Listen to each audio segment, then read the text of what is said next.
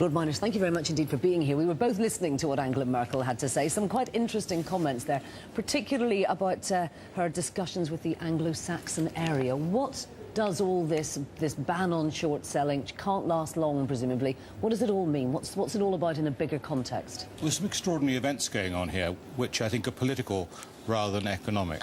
The banning of short trading is wholly ineffective, extremely easy to circumvent, and shows an extraordinary lack of knowledge of how financial markets operate.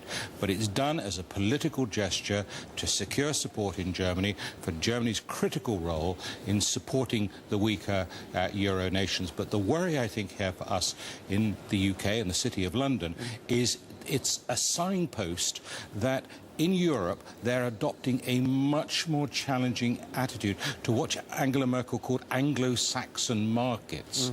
That's shorthand for the City of London. And what we're going to see, I fear, is a leapfrogging of regulatory arbitrage by governments in Europe trying to prove that they're even more robust in their opposition to Anglo-Saxon markets. And this is a very real threat to the City of London. It comes, of course, at a time when the hedge funds regulation is being pushed through. Do you think, again, in terms of politics, that the change of government here in the UK was a good time for that to go through? Is the timing significant? Well, the hedge fund directive is much better now than it was when it was first produced. But this, again, is a child of necessity of European politics. It's not based upon any thorough and rigorous analysis that suggests that hedge funds or private equity were part of the problem. It's, again, pandering to those who call the financial markets locusts or wolf packs, but I think we're in a much better position now.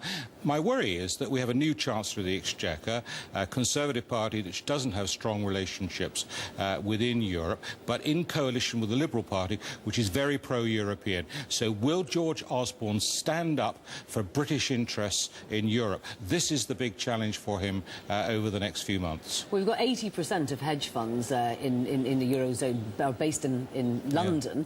Yeah. Clearly there is a concern that some of those may leave London. I mean, are you worried about that? I know you tried very hard to water that directive down when it was going through, but it has essentially gone through, hasn't it? Well, I think actually being in Europe is an advantage because it allows them to market into Europe. So I'm not persuaded that those who are talking about going to Zug or Dubai or Singapore necessarily have a good strategy. But I think we've got directives coming up on capital, on solvency, on derivatives, on centralised clearing parties. Each and every one of those, if they go in the wrong direction, could have negative consequences for the City of London. So George Osborne and Mark Hoban, his deputy in this area, are going to have to devote a lot of time to building personal relationships and credibility and making sure that they're seen as willing to fight the corner for one of Britain's most important industries, the City of London. You make it sound like Europe's very amalgamated on this issue, but actually, do you think we're not seeing quite big fissures in Europe between Germany, France and maybe some of the southern states? I think, Andrew, you're right on that. There are undoubted differences, particularly when it comes to support actions for those countries in Europe that are experiencing difficulties at the moment, Greece being the obvious example. And of course, there are a lot of countries in Europe, without any disrespect, Latvia, Lithuania, Malta, the Czech Republic, don't really care a lot about hedge funds, credit derivatives or CDOs. But the big bloc of Europe, of the UK,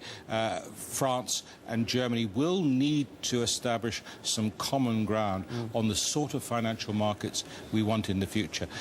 What we saw happen in Germany yesterday was just a nonsense. It was attacking a symptom rather than the core issue. OK. Thank you very much indeed, Lord Myners.